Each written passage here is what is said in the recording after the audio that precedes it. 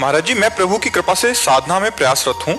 नाम जप करते हुए जिह्वा, कंठ और हृदय में तो स्पंदन स्पष्ट प्रकट होता है, पर जब श्वास पर लाने का प्रयास करती हूँ तो ध्यान सांस पर ही लग जाता है, नाम से हट जाता है। गहरी सांस लेने या सांस को अंदर रोककर नाम लेना, इसके लिए मैं क्या प्रयास करूं महाराज जी? नहीं, नाम पर ध्यान रखिए, श्वास पर ध्यान रखिए और नाम छूट जाए तो फायदा क्या हुआ। खास बात तो हमारा लक्ष्य है नाम अधिक से अधिक हम जपें। अगर हम श्वास पे ध्यान देते हैं तो ऐसे देते हैं, राधा राधा राधा राधा राधा राधा राधा राधा राधा राधा राधा राधा राधा राधा राधा, ऐसा श्वास पे ध्यान क्या कि नाम ही छूट जाए।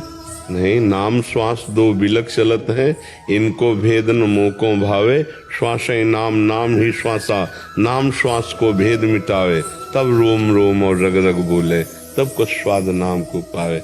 ऐसी एकाग्रता तो मुझे समझ में नहीं आ रही जो आप कह रहे हैं कि हम श्वास पर ध्यान देते हैं तो नाम छूट जाता है। नहीं, हम श्वास पर नाम चलाने का ध्यान दे रहे हैं। हम श्वास तो आपके चलाए चल रही, क्या श्वास तो स्वाभाविक आ जा रही है।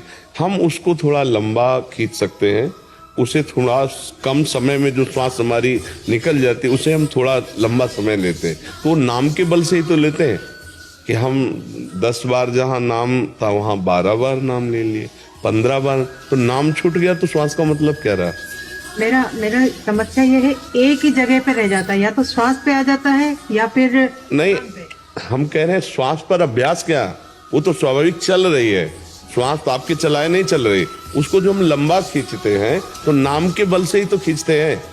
अब ऐसे लंबा खींचने का मतलब क्या। अगर हम कुंभक भी करते हैं तो हम उसमें नाम जप करते हैं ना, फिर उसका मतलब क्या रहा, श्वास रोकने का मतलब क्या रहा। बहुत से ऐसे जीव जंतु है जो लंबी श्वास खींचकर जल में रहते हैं, क्या उनको भगवत प्राप्ति हो जाती है क्या। श्वास में नाम चलना अनिवार्य है, नाम अधिक चलना और श्वास को अधिक देर रोके रहना अब हमारा काम बना।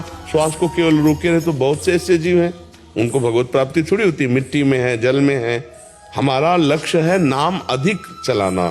जहाँ 5 नाम में श्वास खत्म हो जाती है वह हम 7 नाम में ले आए, 10 नाम में ले आए, 12 नाम में ले आए, तो हमारा प्राण संशोधन भी हो रहा है और अधिक से अधिक नाम जप कर रहे हैं तो हमारी एकाग्रता पुष्ट होती है। प्राण, मन और ब्रह्मचर्य तीनों का एक समावेश है। अगर हमारा प्राण संशोधन सूक्ष्म हुआ तो हमारी ब्रह्मचर्य में स्थिति होने लगेगी और मन हमारा संकल्प विकल्प रहित होने लगेगा। मन को अगर रोक पावे संकल्प विकल्प से तो प्राण सूक्ष्म होने लगेंगे और ब्रह्मचर्य में स्थिति आ जाएगी। अगर ब्रह्मचर्य को संभाल ले तो प्राण सूक्ष्म होने लगेंगे, मन शांत होने लगेगा। ये तीनों का कनेक्शन है, तीनों में से किसी एक को अगर संभाले तो तीनों संभल जाएंगे। तो सहज है, सरल है, भगवान का नाम बहुत करुणामय है, उसको हम श्वास में चलाना शुरू करें तो मन जो बार बार भागता है वो हमारी पकड़ में आ जाएगा।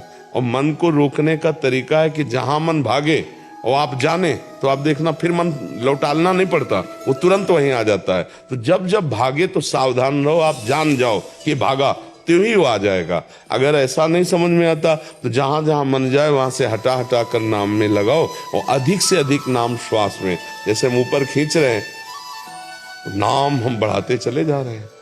नहीं तो बस इसी समय पे मेरा ध्यान सांस पे नहीं, ये कमजोरी है कि मैं जिह्वा पे, कंठ पे, सब पे स्पंदन महसूस करती हूँ उस चीज का, जी कि हो रहा है मुझे, लेकिन जब श्वास के साथ में करने की कोशिश करती हूँ तो मैं जैसे ज्यादा देर अभ्यास की कमजोरी। अगर अभ्यास दृढ़ कर लिया जाए तो उस समय नाम जपना नहीं होता, उस समय नाम प्रकाशित होता है, क्योंकि प्राणवायु रुकी हुई है ना, और आप दर्शन कर रहे हैं। जैसे आप प्राणवायु रुकी हुई है और आप नाम का दर्शन कर रहे हैं, संख्या पर दृष्टि नहीं होती उस समय नाम के ध्यान की दृष्टि होती है। जब हम कुंभक करते हैं, प्राणवायु को रोकते हैं, तो उस समय चलाना नहीं होता, उस समय देखना होता है। नामाकार वृत्ति उस समय नाम में पूरी वृत्ति, और जब फिर छोड़ा तो फिर नाम लेते हुए, अब जब शुरू हो जाएगा, छोड़ने पर जब शुरू हो जाएगा, खींचने पर जब शुरू हो जाएगा, लेकिन कुंभक में ध्यान होगा। उस समय जप की प्रधानता नहीं होती, उस समय नाम के ध्यान की प्रधानता होती है। तो अभ्यास की कमी के कारण ऐसा हो सकता है, हम अभ्यास और दृढ़ करें तो परिपक्व हो जाएगा।